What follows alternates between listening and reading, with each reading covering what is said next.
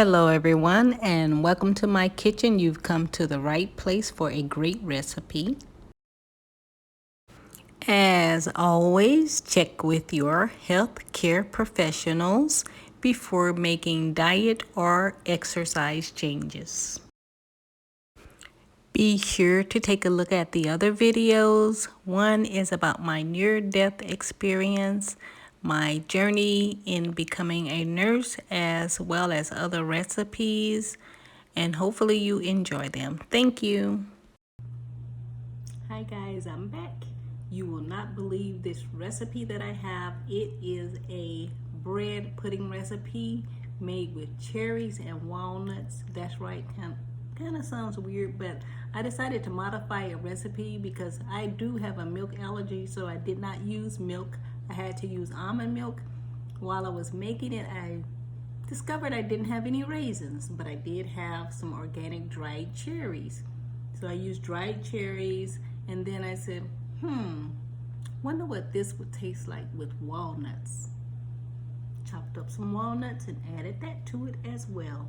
I hope you enjoy this recipe, and also hopefully you're following my weight loss goal. I lost 15 pounds thus far, and I have a video showing you what I did to lose that. I did not increase any exercise or anything, but I hope that we are all looking at our health habits of exercise and diet.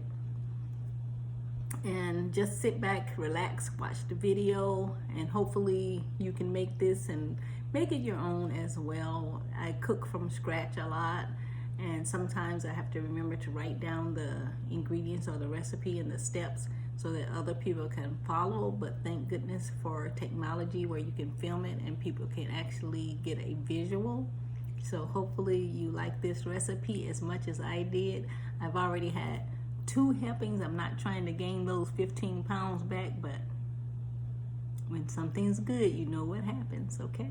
Hopefully you like this as well as I do. And remember, you can always modify it to fit your dietary needs. I am allergic to milk. That's why I use almond milk, but you can use regular milk if that's what you like. I just use almond milk because I'm allergic to milk, okay? And I used the cherries this time because I did not have any raisins. I thought I did, but I didn't have raisins, and I thought I'll try the cherries. And it just so happened to be the bomb. I used French bread cut into small squares like this and put it in the pan. You're gonna almost fill the pan up with it. And here are the eggs that I used. That bread is gonna go in a 9x13 pan, but the eggs, I'm showing you 5 because I do not use the eggs if it has blood in it. So that's why you see the 5 there. So here are the eggs that I am blending up, and this is what the bread looks like in the pan. And here's the almond milk. I used 2 cups of almond milk, so with the 4 eggs, the vanilla extract. I used 2 tablespoons, even though the recipe calls for 2 teaspoons, but I used 2 tablespoons. You can modify this as you like, and I just whipped that up in the milk, and I just kept whipping it. And then I use cinnamon. I usually use organic ingredients as much as possible. I didn't measure the cinnamon, but I would guess it's about a tablespoonful or more.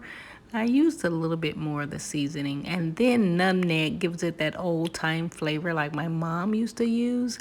And the sugar that I used 1/2 cup of brown sugar and a 1/2 cup of white granulated sugar.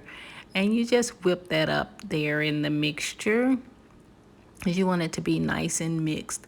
And I just kept mixing it because sometimes that brown sugar will stick, and I use sugar sparingly, so it lasts me quite some time. And that's the nutmeg that I'm sprinkling there. You can kind of gather about how much I put in there. You may be okay with 1 teaspoonful. I think I used a little bit more than that. Remember, I told you I cook by scratch rather. This is the cinnamon. I'm just putting that in there. You can use, like I said, 1 tablespoon if you like. I'm just putting in there. And mine came out pretty good. Also, like I was saying before, I discovered I did not have raisins. And that was kind of shocking to me because I had a lot of raisins. But since I didn't, I used the tart cherries that I have. And remember I told you about those eggs. I had 5 here just because one of them had blood in it, and I don't do bloody eggs. If I, if I have blood in the egg, I don't use them. That's just something that I learned not to do. And so I continue to mix all the ingredients together. Also, I put the bread in the 9x11 pan. I dried it out in the oven at 350 because you want it to be dry as opposed to wet, already moist, because the bread does have moisture in it. So what you want to do is put it in the oven so that it get toasty like. And it's okay because this mixture is going to soften it up, and you want the bread to soak up the mixture. So that's what it looks like, a whole French roll. It was not that skinny French roll, but that medium-sized French roll that I used. And here I'm just showing you it still was a little bit soft. So I did put it back in the oven a little bit longer for it to turn into toast-like. And these are the dried cherries. I did put them in a microwave for about a minute in some water, a little bit of water, in order to kind of soften them up because I was scared that they would stay hard and I didn't want to be biting into some delicious bread pudding that had hard cherries in it. Now here is the mixture that I am pouring on top. I use my measuring cup, even though the bowl, I could have used the bowl, but because I was trying to film and pour at the same time, I didn't want to have a disaster. So the measuring cup was a little bit easier to pour from. And I'm just using this wooden spoon. If you have a spatula, you can use a spatula to try to help the bread soak up the mixture of the egg, cinnamon, nutmeg, and milk and sugar. Just pressing it down. You may use your hands or anything, but I didn't feel like getting my hands wet at that time, so I'm using the spatula or the wooden spoon. And those cherries, I tried to not have the cherries touch the side because you could imagine what will happen in the oven with that glass pan heating up with the cherries touching the side. They're just going to melt into the side of the pan. So if you can at all, if you have raisins, try to not let them be on the edge. But I was really surprised how good this was with the cherries. And my older sister did say, she said, it's very hard to mess up bread pudding. But since this was my first time making it, I was a little bit skeptical, but I think she's correct because just trying these different things and even trying the almond milk as opposed to the real milk was different because all the recipes that I did see, they called for milk and cream. Some of them had like a caramel sauce. I can imagine that's pretty delicious, but I was really surprised because I did not use any butter in this recipe. And I believe some did call for butter, but I was really surprised at how delicious this came out without using butter. But like I said, you can kind of make it your own. And I really believe it's very hard to mess up a bread pudding recipe. But I hope that you enjoy this. And it's actually quite easy to make once you make one. And there's the oven at 350. I baked it for probably between 35 and 40 minutes. It's good warm, it's good at room temperature. I was intending on sharing it, but I think I'm just gonna freeze it. Freeze it and eat it all myself, unless somebody sees it and says, hey, give me a piece of that bread pudding. But there, I'm just making sure it soaks up. After I did that, then I discovered, I said, I wonder how would walnuts taste in this. So I took a handful of walnuts and crushed them up and then put them in there, kind of squeezed them down in it a little bit. But this came out so good, and I only put the walnuts on like half just in case it didn't come out right.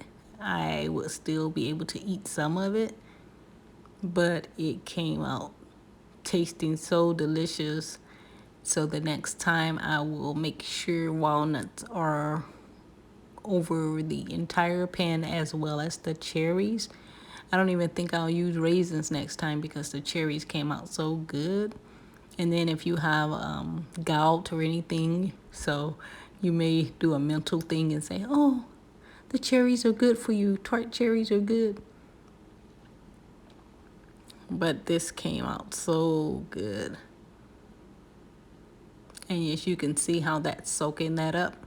And remember, it was toasty before and kind of dried and toasty. But you want it to be dried and toasty so that way it soaks up the moisture of the seasoning that you make with the milk, brown sugar, white sugar, cinnamon, and nutmeg mixture. And this is how it looks out of the oven. There, I just have to try it. It's really good. And I was like, oh, is it sticking to the pan? But that doesn't even matter. This was just delicious.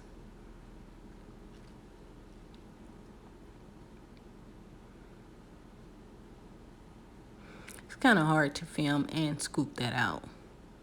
And then the pan was hot too, so I had to be careful. Like by instinct, you grab that. So be careful in the kitchen. I have so many scars. You learn as you cook. But I've been cooking for quite some time, so my scars are old.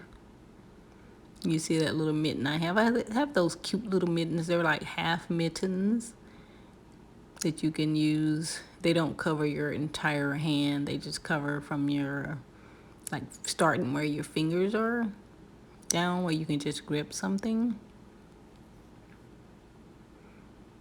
So I'm just gonna finish scooping that out.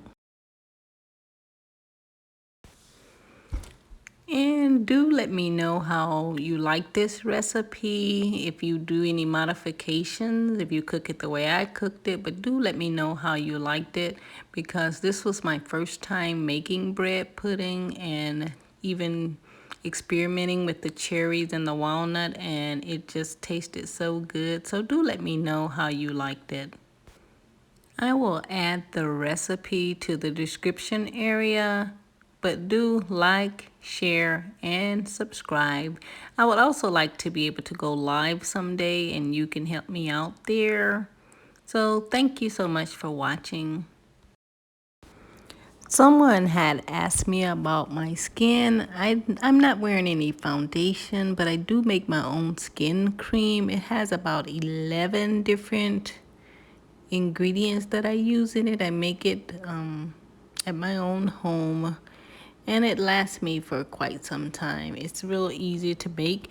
Maybe I'll do a video making it, but thanks so much for asking.